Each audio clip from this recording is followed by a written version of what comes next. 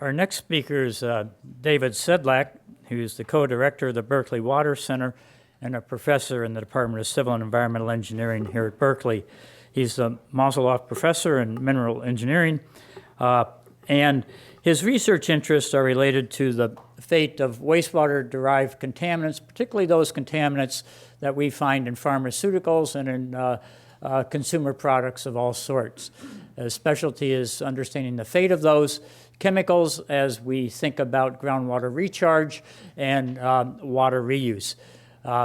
And Dave will continue the discussion, a little bit of history, but also looking at some of the solutions that are in place today that can serve as a roadmap to the future. Thank you. Thank you, Dick. Thanks for the introduction. We wanted to remind you that if you have questions in this session, that there should be note cards out there. Write down your questions on the note cards, pass them to the side, or just throw them up at us as paper airplanes, and we'll be good. So when we organized this session, they needed someone to interview Lisa Jackson. I ended up with the job. And then they needed someone to follow Peter Glick. Here I am again.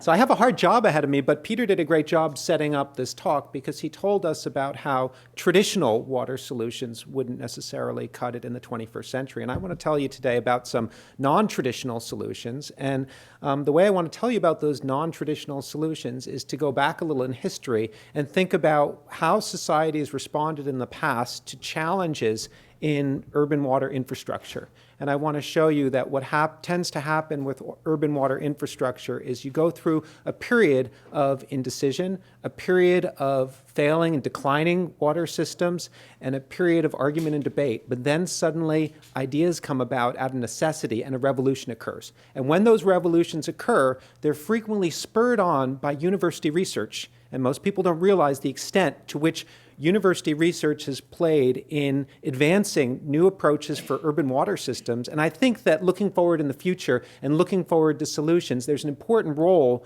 for the university to play in the solutions to these kinds of problems. And so what I want to do today is I want to draw out of my research and the research of the researchers at Renew It to show you some of the fourth revolution that's currently going on here in California and the way in which university research is helping to advance it. But let me start by going into the past. And going into the distant past, we think about the first revolution in urban water, which I could call urban water 1.0. This is when people came together in cities, Rome being the best example. The city with close to 1 million people provided close to 100 gallons per capita, which is a huge amount of water considering when this city was built. And it did it with technologies. It was advances in technologies, the aqueducts, which you're probably familiar with, at least looking like this, but really they're just canals underground. But there's an incredible story of siphons and piping and construction materials that made that possible. And along with that revolution in water, there was a revolution in the idea of sewers. So open pits became the cloaca of Rome, and the cloaca of Rome got covered over, and sewers were invented. And that idea of imported water and distribution to household levels and disposal in sewers became the first generation of urban water infrastructure. And when cities started to grow in the second half of the 19th century, and when people started moving to the United States and building big cities, they built upon the Roman experience, and they replicated it. So here you see a map showing New York City's gravity-fed urban water system, where water taken from the Catskills and the Croton watershed deliver water to New York City, and sewers, much like the sewers of ancient Rome, initially discharged the waste to New York Harbor. And then, as Peter showed you with the Colorado River, I think he was showing you the data down here in Mexico where it discharges. The reason that water doesn't necessarily reach all the way down into Mexico is a lot of it's being used for agriculture up here and also to supply water to Southern California. So again, using this idea of imported water as the first revolution. The second revolution in urban water happened when people realized that those sewers that were discharging the water after it was used were becoming the drinking water supply of the downstream community. And the best example of that is the cities of Lowell and Lawrence on the Merrimack River in Massachusetts. These were mill towns, which were among the largest cities in America in their day. And these mill towns disposed their sewage in the old-fashioned way. They put it into the river. Unfortunately for Lawrence, they were downstream of Lowell. And in the 1890s, typhoid fever outbreaks were commonplace. And so Lawrence lacked the ability to find an alternative source of water. And so out of necessity, they started doing serious research in how to solve their water problem and allow them to still consume water that came out of the Merrimack River. And instrumental to solving those problems was the work of the scientists at MIT's Lawrence Experimental Station. So William Sedgwick, shown here in the middle picture, was the sanitary detective that found the sources and tried to stop the worst of the sources coming into the Merrimack. And Alan Hazen, a child prodigy who graduated from Dartmouth at the age of 19 or something like that, was the one who pioneered a lot of the early work in slow sand filters and sand filtration to prevent typhoid fever. And the combination of sand filtration and chlorine disinfection made it possible to drink effluent impacted waters. And in the 20th century, people like Abel Wollman from Johns Hopkins helped transfer this idea all around the world. So the second revolution in urban water, spurred on by university research, made it possible to live in denser and denser cities and for people to consume water that had been contaminated by an upstream wastewater discharge. The third revolution in urban water infrastructure was construction of sewage treatment plants. And sewage treatment plants were not built to protect the public health of downstream communities. They were built to prevent things like oxygen depletion in waters downstream of sewage discharges and ecological impacts from the organic matter, the nutrients, and everything else that went with the sewage discharge. And the development of sewage treatment can be traced down to the research of Gilbert Fowler, a professor at the University of Manchester, who helped pioneer the idea of activated sludge treatment after visiting the Lawrence Experimental Station and seeing the work on slow sand filters. And here in California, the idea of sewage treatment was pioneered largely here at UC Berkeley. I looked for a picture of Professor Charles Gilman Hyde. I couldn't find one on the web, but I found a picture of the civil engineering building that preceded Davis Hall, and I sure wish we had it back. Any of you have ever been in Davis Hall, because it's a very beautiful building. But Gilman Hyde and his colleagues at Berkeley really did a lot to bring sewage treatment to California. And you can see here in this figure from the EPA, after the Clean Water Act in the 1970s, that revolution that was designed by people like Fowler and Gilman Hyde and many others at the university spread around the world. And so when the Cuyahoga River caught on fire, when people started turning their attention to the environment, the answer was there because university researchers had developed the wherewithal to treat sewage. And so here we are on the dawn of the fourth revolution in urban water supply. And we heard Mayor Villaraigosa tell us this morning about Los Angeles' plan for delivering water. And we heard some talks from Bill and Chris earlier this morning about what our different climate is going to look like, even if we get our act together and stop releasing as much carbon dioxide as we are. We bought into a certain amount of climate change. It's going to mean major investments in urban water infrastructure here in California. And Peter was just telling us we're not going to do it the way we did it in the 20th century. We're going to have to find new ways. This figure shows you the plans that have been put forth for the Los Angeles basin of where the water supply is going to come from in 2035. And you can see what's going to happen is the part of the pie that's imported water is going to shrink, and three areas are going to grow.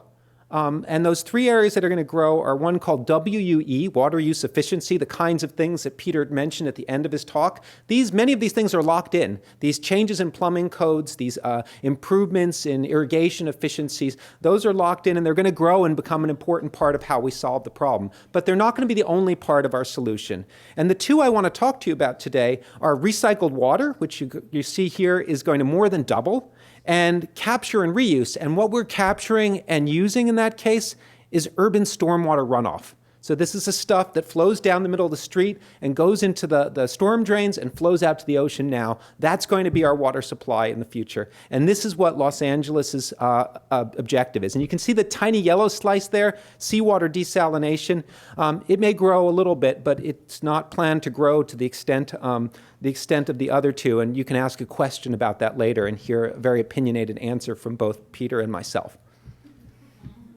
Okay.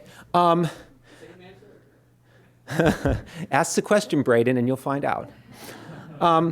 So this is and I also wanted to tell you kind of also about some things that aren't captured in that graph, and that's the fact that we're already doing a fair amount of water reuse that goes under the category as groundwater use. So this is the Santa Ana River Basin in Southern California. For those of you who've never been down south, this is Disneyland here. So if you go visit Disneyland here in Anaheim, you'll see the Santa Ana River. And the Santa Ana River is a very interesting place to manage for urban water issues because they only rely on a relatively small amount of imported water. Most of the water comes from the watershed. And one of the challenges for the Santa Ana River watershed is this area up here called the Inland Empire, Riverside, San Bernardino, and that area has grown quite a bit in the last 30 years. So around 1970, it was around 1 million people. It's approaching 4 million people now. And through the growth of those people and the discharge of their sewage, the Santa Ana River has transitioned from what was more or less a conventional California river with ephemeral flow draining the mountain snowmelt to being a wastewater effluent-dominated river during much of the year. And that's interesting because that wastewater effluent-dominated river is the drinking water supply of Anaheim and lots of other places downstream. And what's really interesting about that is the way the Orange County Water District has actually engineered the Santa Ana River to improve water quality as that wastewater effluent is being delivered to the drinking water supply.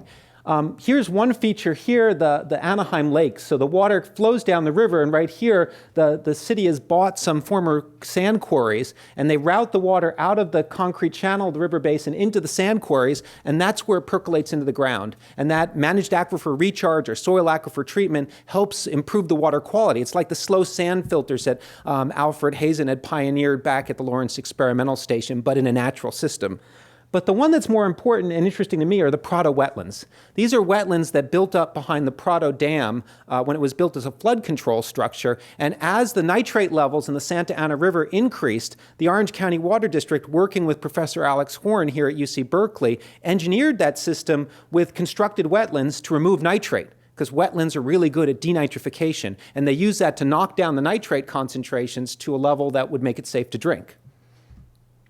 Now, we've been interested in removing some other kinds of chemicals. We've been interested in pharmaceuticals and personal care products. We've been interested in chlorine disinfection byproducts and other chemicals. And so we've been working with the town of Discovery Bay up near the Delta, building a new kind of treatment wetland. It's a shallow open water wetland. There's a poster outside that talks a little about this wetland system. And this wetland is able to remove nitrate like the existing system, but it also is very good at removing trace organic contaminants like pharmaceuticals and steroid hormones and disinfection byproducts. And we convinced the Orange County Water District, because we have a long-standing partnership with them, to actually build this out in the Prado wetlands.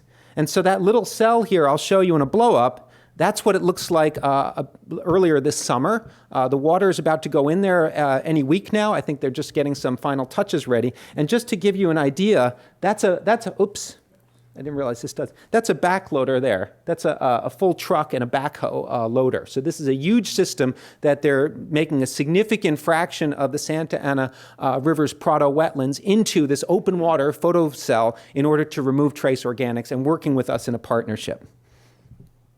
So in the Santa Ana River, the other interesting place, and the one that people most think about when they think about Orange County Water District and the Santa Ana River, is the facility called Water Factory 21, which was a seawater intrusion boundary. So what happened here was that in the 50s, the groundwater wells here in Orange County were overpumped, and the seawater started moving inland, obeying the laws of physics and moving downhill. And the water became saltier and saltier. And to prevent that salty water from getting into the drinking water wells, the Orange County Water District said we have to inject fresh water to push it back to the sea. Initially, they thought they would do it by desalinating seawater, but that turned out to be too expensive. So instead, they desalinated wastewater effluent.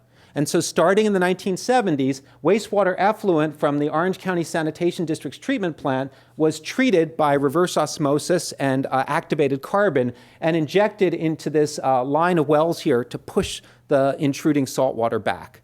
And I got involved in research with them in the mid-1990s when they were considering expanding this system, tripling its size, and extending the importance of this recycled water project upstream, when they discovered this contaminant, NDMA, N-nitrosodimethylamine. This is a potent carcinogen. And when the state looked at all the health data for it, they said that any concentration above about 10 nanograms per liter or parts per trillion would be unacceptable to human health. And so we worked with the Orange County Water District to find ways to reduce the production of this compound. It was actually formed during the disinfection process, and it also had industrial sources. And we worked on treating it with ultraviolet light. It turns out that this compound's really interesting because it can go through reverse osmosis membranes. You can see here it's only removed by about 50% during the reverse osmosis process, and then it's destroyed by UV light. So that made it safe, and the Orange County Water District went along with their plans to triple the size of Water Factory 21 and to rename it the Groundwater Replenishment System, and to admit that this was a system for replenishing drinking water and not just keeping seawater at bay. And so this is what it looks like today, and they pump water up to those Anaheim lakes that I showed you earlier, and they inject it, and that becomes the potable water supply.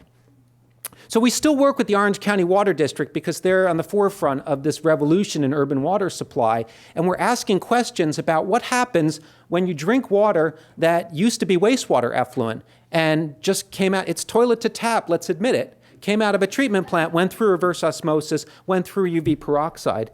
And so one project that we started initially in Singapore at the Public Utilities Board and have continued with the Orange County Water District has been to identify contaminants in sewage that can make it through the reverse osmosis system into the finished tap water.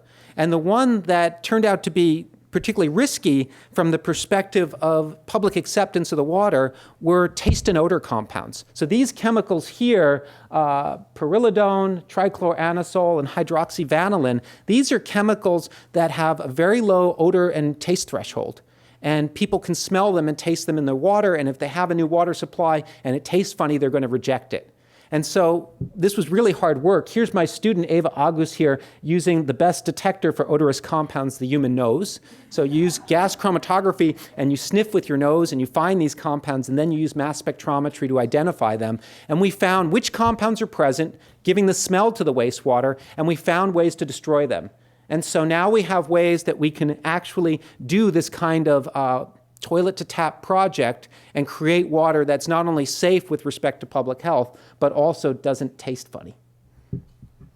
And that's good because the train that's left the station in Southern California for so-called indirect potable reuse is moving to the idea of direct potable reuse. So there's a lot of discussion now among utilities in Southern California of no longer putting that wastewater effluent into an aquifer, but piping it directly into the inlet of a drinking water treatment plant. And there are a lot of economic reasons, there are not a lot of logistical reasons that utilities that don't have a wonderful sandy aquifer like Orange County are pursuing this approach. And we could talk about those during the question session. Finally, I want to touch on this last topic of urban runoff as a water supply.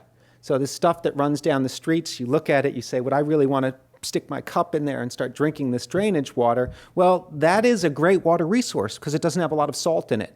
And it causes all kinds of problems like beach closures and damages to streams. And so the Los Angeles Department of Water and Power has an ambitious plan to increase the amount of rainwater that they capture and infiltrate into a reservoir, into the ground. But unlike Seattle or Philadelphia or other places that have the luxury of many, many small storms distributed over the entire year, in Southern California, when it rains, it pours. And so what you have to do is you have to capture that rainwater and hold it somewhere and then inject it into the ground. And so this project, the Rory M. Shaw Wetland Park in Burbank, California, is a project that's been funded by LA Department of Water and Power. Construction slated to start in 2015.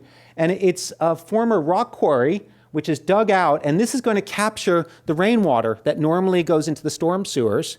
And then it's going to feed it through this above-ground wetland system.